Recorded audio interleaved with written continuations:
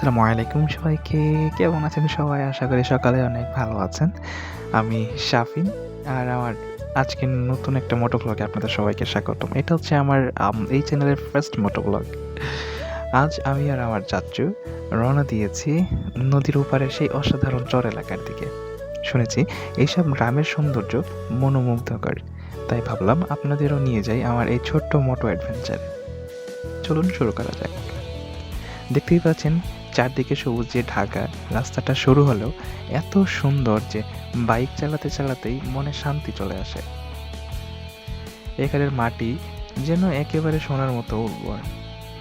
ধান ক্ষেত, খেজুর গাছ আর বিভিন্ন ধরনের গাছ এবং পাশাপাশি যেহেতু শীতকালের সময় তো এখানে সরিষা কিন্তু সরিষা গাছের যে উৎপাদন সেটা কিন্তু এখানে বেশ ভালোভাবেই লক্ষ্য করা যাচ্ছে।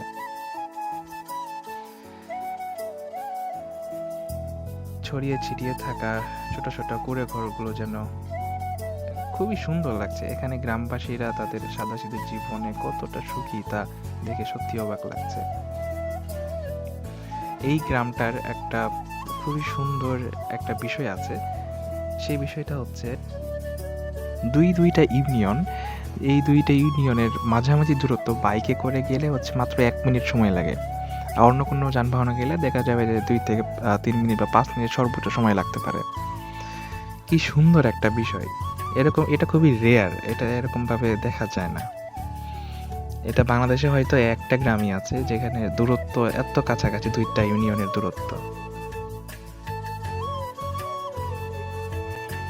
এদিকে যাচ্ছি লাইক খোলা ফিল্ড আর সরিষার খেতে ভরা, যেদিকে তাকায় সেদিকে। এখন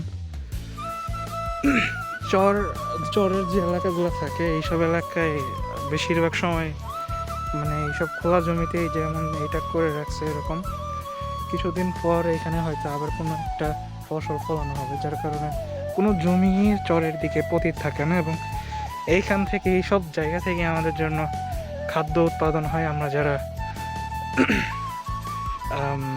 বুঝতেই পারি যে মানুষের প্রধান 5টি চাহিদার মধ্যে প্রথমেই হচ্ছে খাদ্য, তো এটাকে হচ্ছে বেশি প্রায়োরিটি দেওয়া হয়। তো এই প্রায়োরিটির ভিতরে আসলে প্রত্যেকটা খাদ্য, প্রত্যেকটা ফসলই খুবই দরকারি এবং যথার্থ পরিমাণে উৎপাদন হয়। তো আপনারা যারা খাদ্য বিষয়টাকে ওয়েস্ট করি, তো এটা আসলে করা উচিত না, কারণ কত কষ্ট করে এটা ফলানো হয়। যে কোনো খাবারই সূর্য প্রায় অস্ত যাবে এরকম অবস্থার বিরাজ করছে। আর যদি আপনারা দেখাতে পারতাম, আমার ক্যামেরা কোয়ালিটি এতটা ভালো না। অনেক পাখি কিন্তু আছে এই জমিটার উপরে, ঠিক আছে? তো দেখাতে পারছি না, সরি। খুব সুন্দর একটা দৃশ্য ছিল আমার সামনে, আমি উপভোগ করতে পারতেছি। তো এটা হচ্ছে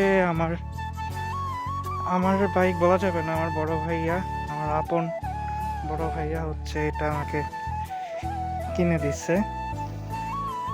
এটা হচ্ছে আমার প্রিয় হন্ডা হর্নেট 2016-এর খুব সুন্দর একটা বাইক। এটার হচ্ছে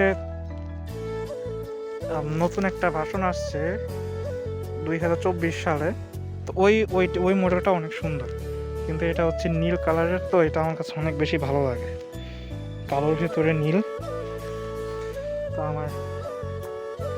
আমার বাইক হচ্ছে এটা, this is my bike. And হ্যাঁ, ও আচ্ছা, আমি তো খেয়ালই করি না, এটা তো এখানে ওরা হচ্ছে এখানে কিছু একটা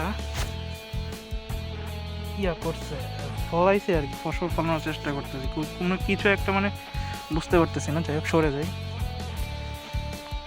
আবার এই ইয়া দিয়েই মাটির রাস্তা, এখান থেকে ওরা নিজেরাই হেঁটে হেঁটে, যেহেতু ওখানে বাড়ি ঘর আছে, তো এরকম করেই আসলে রাস্তা হয়ে যায় অটোমেটিক। আমি প্রথমে খেয়াল করি নাই এখানে একটা ফসল ফলানো হয়েছে, এইমাত্র খেয়াল করলাম। তো আবার দেখা হবে।